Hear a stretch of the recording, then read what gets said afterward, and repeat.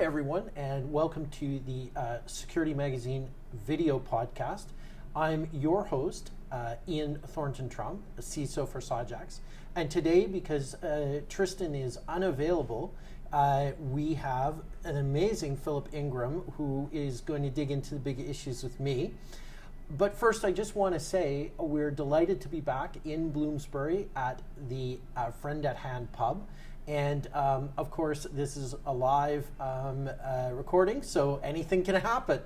Anyways, with that, Philip, it has been obviously a very busy world situation. We see America very focused on Russian hackers, the Colonial Pipeline, the JBS meets.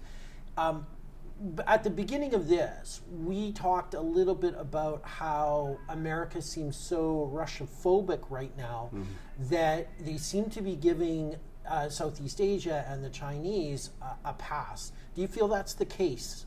Yeah, well, first of all, Ian, thank you very much indeed for having me on. And I know we're in a pub, I just want to make it quite clear, it says in the bottle it's water, it is not gin at this time of the morning. Give me 15 minutes, we'll be on to that. But yeah, you're right. Russia does seem to be the focus of the United States because of what Russia's doing militarily, criminally, and whether that's state-sponsored criminally with the pipeline hack, and within cyberspace from state-sponsored activity. Also given the militaristic stance that Russia has had very recently with the major exercises that have surrounded Ukraine, the ongoing tensions that there are there, the political issues that remain within the Middle East, within Syria, and then the wider relations into Turkey and with NATO. And Russia's just playing a very clever and very aggressive influence operation, because they've done a number of things to try and test Joe Biden as he's come into his presidency. Yeah, I'd agree. I think the indications are in the public domain, certainly, that Joe Biden and his presidency have taken their eye off the longer term and probably more severe Chinese threat.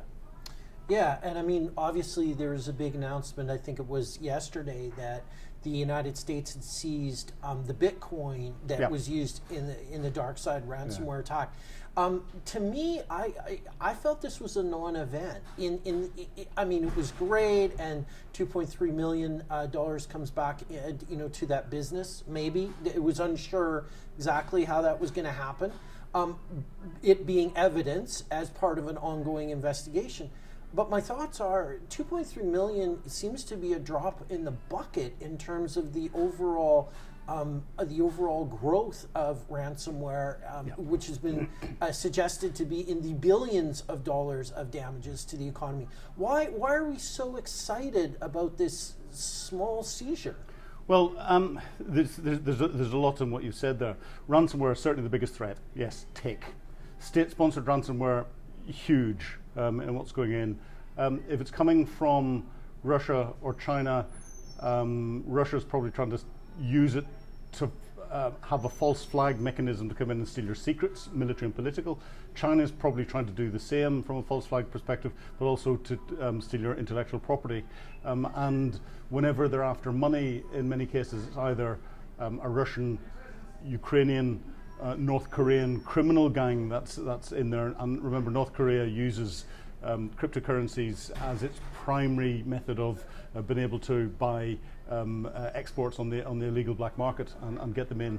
And when Kim Jong-un wants his latest moleskin diary or whatever it is, he has to pay for it in Bitcoin and through different proxies around the place.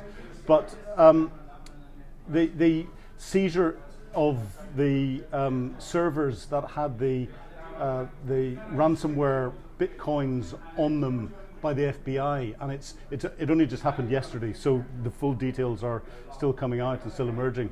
But from what I understand is that the FBI, with international intelligence organizations, identified which servers the hashes for these particular bitcoins were being held on, and they went in and got a warrant and seized the servers, and thereby effectively seized, I think, 63 of the 70 or 71 bitcoins that had been paid as part of the ransomware.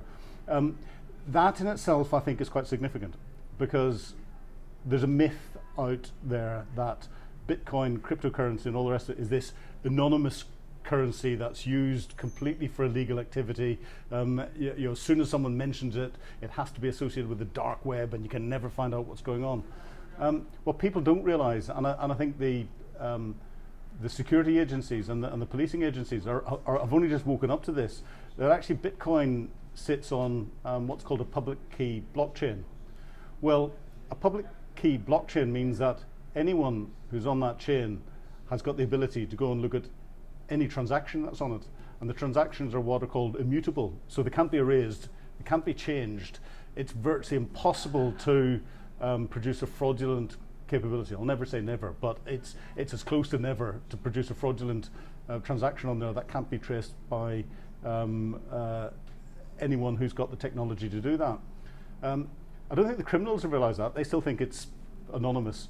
Law enforcement, up until very recently, was thinking, there's Bitcoin, there's nothing we can do. All of a sudden they go, no, but actually everything is out public for us. Yes, we can trace it. And therefore this is, I think, that one of the first big operations where globally international communities come together, they've targeted the servers, they've gone in, and they've recovered the money that was presented. That's going to cause a real dilemma that there is now between law enforcement and criminal activity, and people move elsewhere. Now that's easy with Bitcoin because that's on a public key blockchain. It'll be interesting if they move into some of the other private key blockchain areas, which aren't as easy to get into. So it's interesting because what you bring up is really quite important, because in the Mueller indictment, was a talking indictment, which means it goes into extraordinary details on what was happening.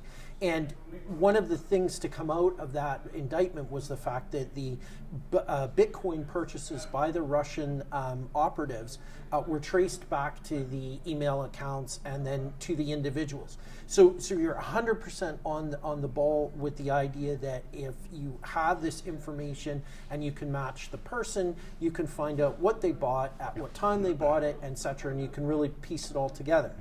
What interests me the most on the idea of these ransomwares being paid in Bitcoin is the idea that if you say what you say, it's an immutable transaction.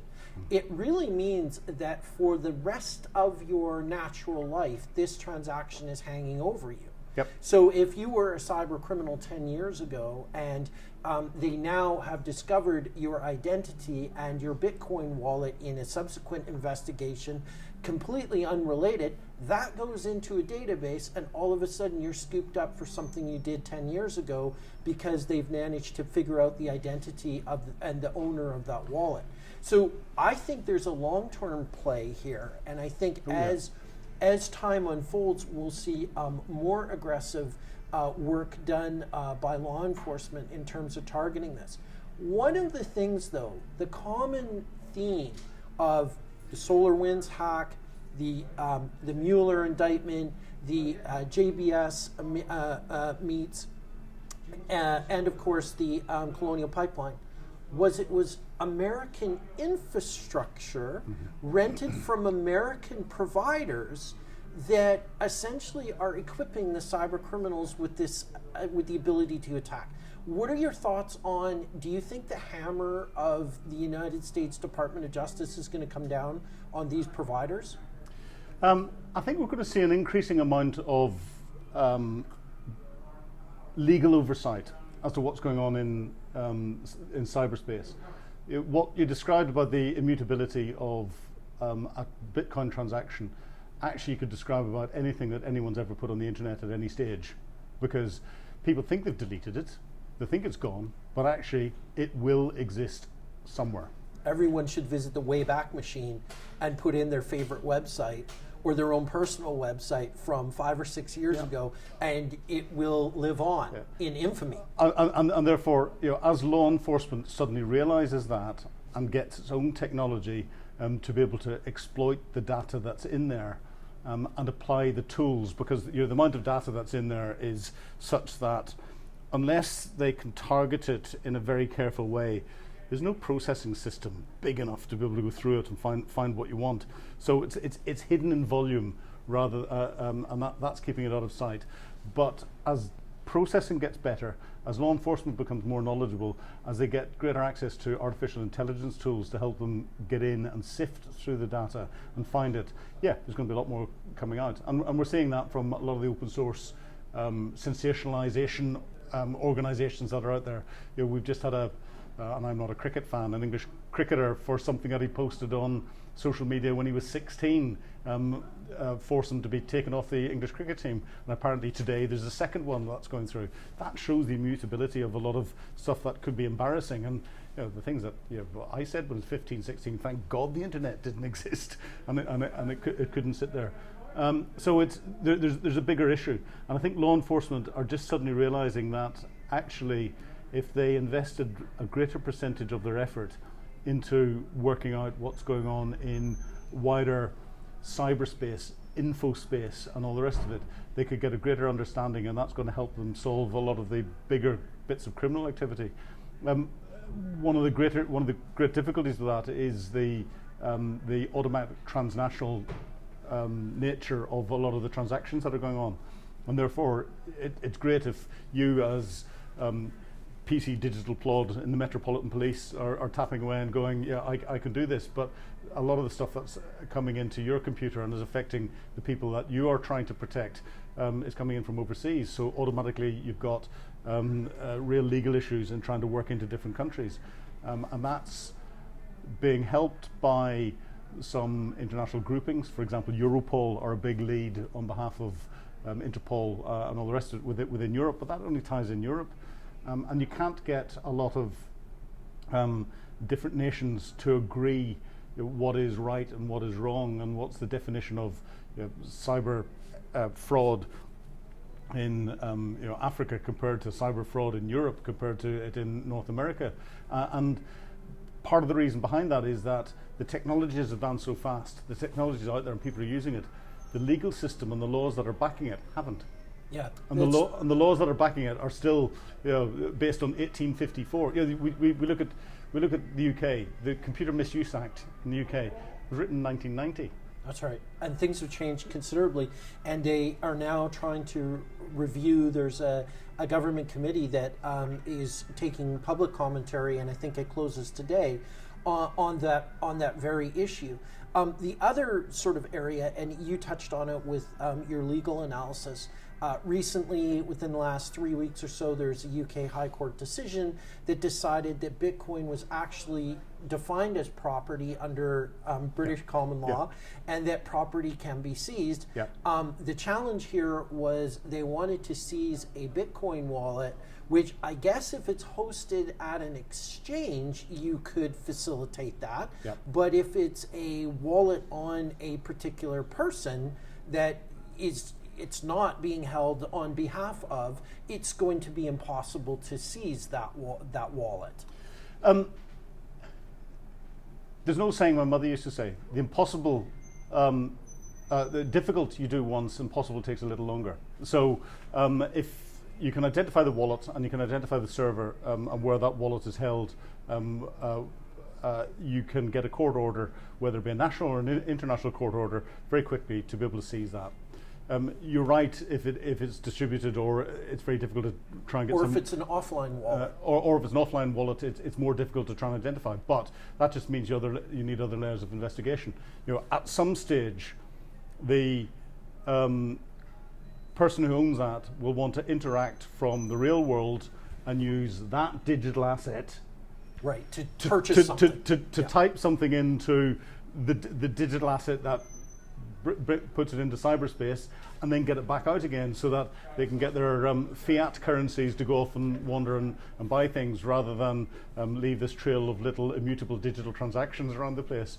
And that's the bit that if law enforcement can identify where that happens, and we're ex-military intelligence, and one of the things you put in place are indicators and warnings. So you identify what the triggers are going to be for that sort of activity. You get the indicators and warnings in place from an electronic perspective on a global basis, because you've got global cooperation between different police forces that are cooperating and national and international law enforcement agencies that are cooperating. And you get your AI to sit there and watch for this little pattern of activity. And because no human being will be able to do it. But all of a sudden the AI picks up the indicators of that and goes, oh, there's probably an illegal transaction, and you get in there very, very quickly to identify who it is, then cross-reference that with physical security. So you go in and you can see, right, that transaction happened there, it went through that bank, actually there was a cash withdrawal of that, or a cash deposit in that bank there. Let's have go and see the bank CCTV and have a little look. Oh, right, that guy walked in there with a big wad of cash just after that amount of cash was taken out of that particular hash. Okay. And it's interesting because one of the things you hear about, of course, is the government appearing to be anti-cryptocurrency, but at the same time, the cryptocurrency can lend itself to speed money laundering investigations and anti-fraud efforts. Yeah. So it's sort of like two different propaganda camps. But I do want to move to a regional hotspot because, as you know, Israel and Hamas had a bit of a fisticuff recently. Continuously. Well, this one was a little bit more explosive than the previous ones. And we saw what high tech can do to defend a country against low tech resources. What I found fascinating about that conflict was Iran, who's normally quite a protagonist of Israel, very quiet from a cyber perspective. Very quiet from a public statements type of perspective. Israel, in a governmental crisis, once again, seemed united in its response in dealing with the threat from Hamas.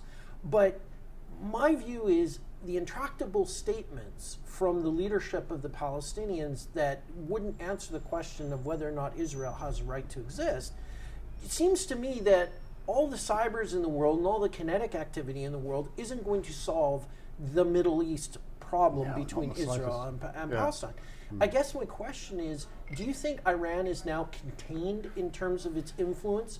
Because it seemed like it did not want to go after Israel, because now we have Benjamin Netanyahu presidency, I believe, is in jeopardy from an even more right-wing element in Israel, boistered probably because of the Hamas conflict. Is Iran influence in the region slipping?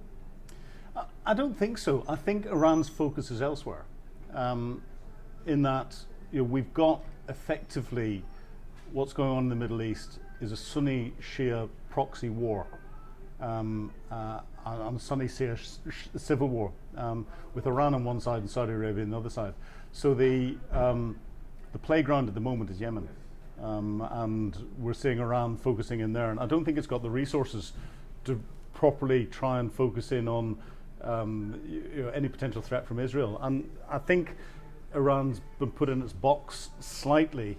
Whether it's through Israel or through the United States or through some other actor, when we see the Nantes uranium centrifuge site all of a sudden having problems again, and another fire in it.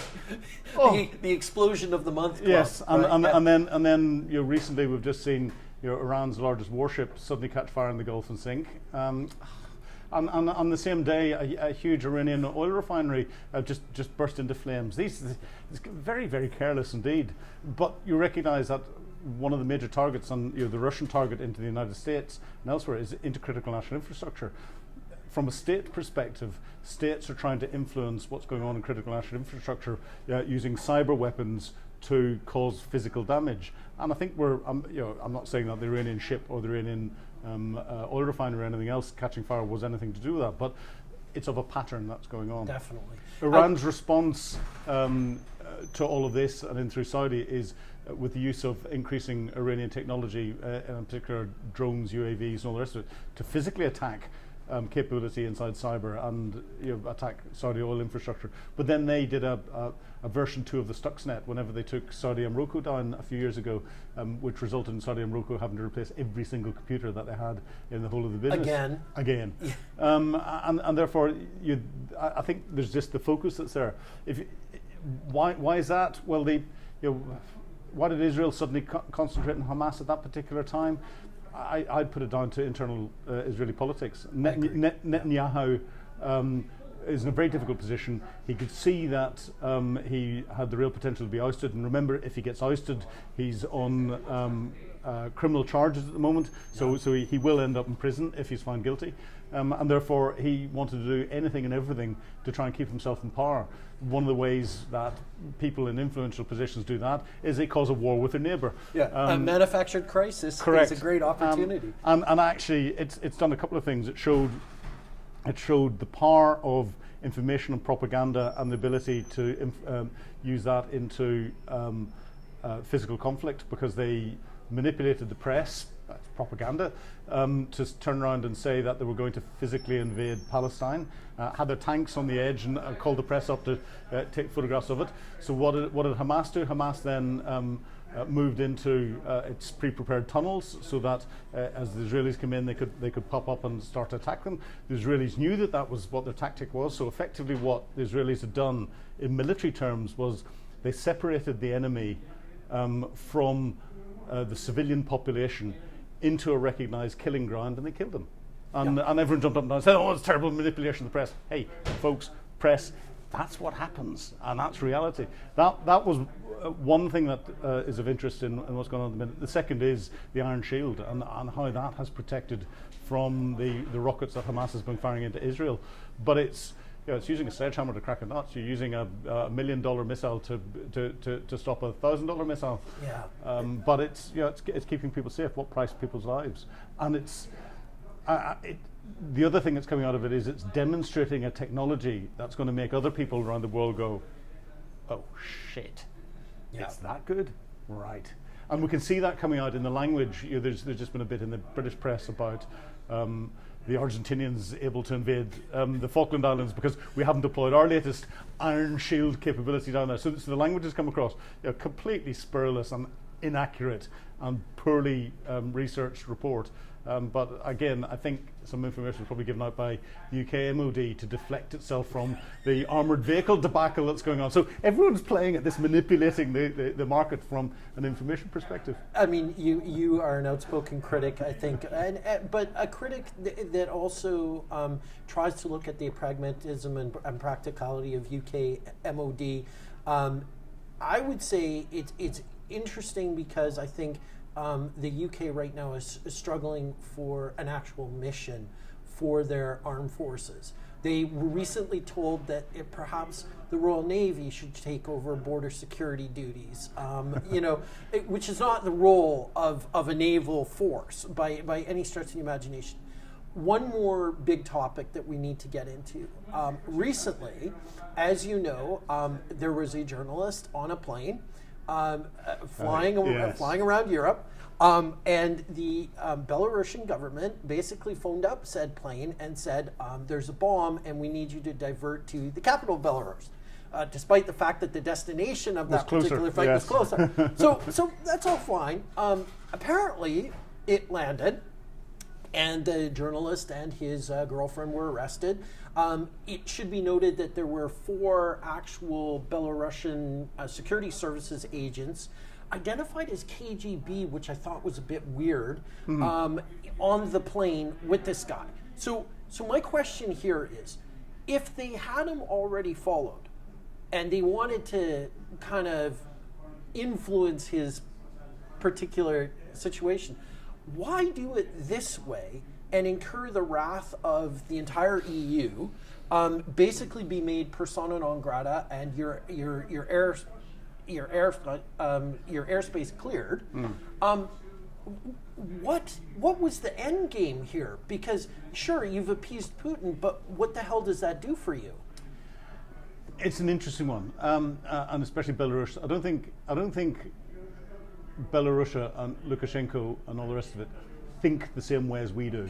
Yeah. So if we're looking at it from our perspective, you're thinking, "Hey man, you could have done this differently. You could have waited until he landed, as he's driving down the motorway, stopped his car, hijacked him, driven him across the border in the boot, and nobody would know any difference. No one would know any difference. And you wouldn't have broken international rules. Or it's just another journalist found face up in a river. Yeah, exactly, exactly. But I think again we're looking at 2 things here. We're looking at the external view internally to Belarus and how that plays out. and the internal view in Belarus, across Belarus. And I think Lukashenko's focused on his internal view first and foremost.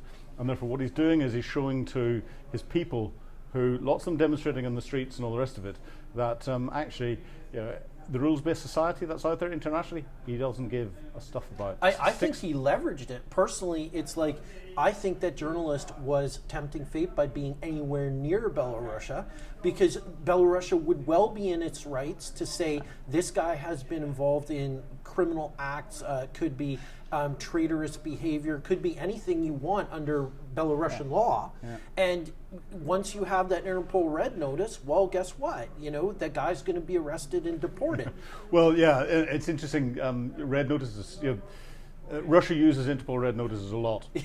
However, if there's an Interpol red notice against a Russian citizen, Russian law precludes them from being extradited. So, again, it's a political tool that's out there. And I think Lukashenko wanted to send a very, very clear message to the dissidents inside Belarus, first and foremost. And the very clear message was, I don't care where in the world you are, we can come and get you, or we'll get you if you're coming in anywhere near us, and we'll do it in a very public way, and we don't care. Well, Putin did that with Sergei Skripal in Salisbury. He did that with Litvinenko in London. It's all about sending a message. So they were sending that clear message. There was also, I think, a bit of Putin manipulation in this, because he's shown his support for Belarus, and that's Putin turning around to Joe Biden and to the rest of the West and going, saying, I have a sphere. I've got a sphere. I'm here. He's throwing the gauntlet down to see what the international reaction is, and the international reaction is, we'll send a stiff letter. We're going to send a letter. It's like they got Canadian or something. Exactly. Right? And Vlad the man sitting there with he'd have his big desk in Moscow with a white cat on his knee, and the plush surroundings, and that wouldn't be sparkling water. That would be a big glass of vodka going. Another success, my friend. Yeah, absolutely. And he's doing that every time. Every time it's another little test. It's another little test. And we're getting into the game of the death of 1,000 cuts from Chinese philosophy. And that's what Russia's doing. That's what China's doing economically as well. And we're not seeing it. Your thoughts on, just as we wrap up here, your thoughts on two kind of hot spots or situations that bear watching? Ooh. Situations that bear watching. Now that's an interesting one. I think the continued Chinese influence into the crypto world and blockchain and the release of the digital yuan, I think that is probably one of the greatest potential threats that there is from a global economic perspective, because I suspect that the Chinese government will require any companies that are doing business into or from China to sign up to their digital currency to be able to enable that, and the amount of information that they can then gather through that and everything else will be phenomenal. And I think at the moment, because we haven't seen a definitive response from Joe Biden to Russia, we're going to see continual Russian prodding, and it'll prod a little harder each time, a little harder each time, a little harder each time, and until there is a hard reaction back, then Putin will keep doing it. They'll use proxies.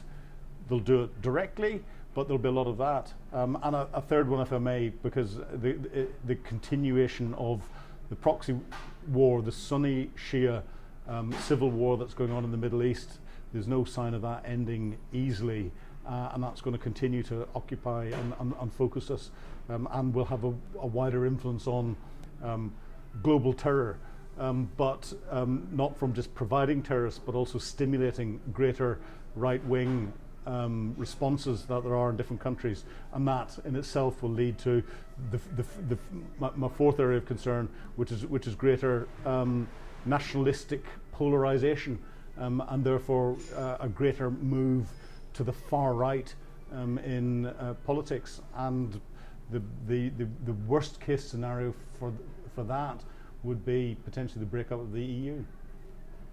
Well, on that bombshell note, I want to say very much thank you, Philip, for filling in for Tristan this week. I think you did so admirably and came prepared with all of the facts that our listeners enjoy. And we'll see you next month.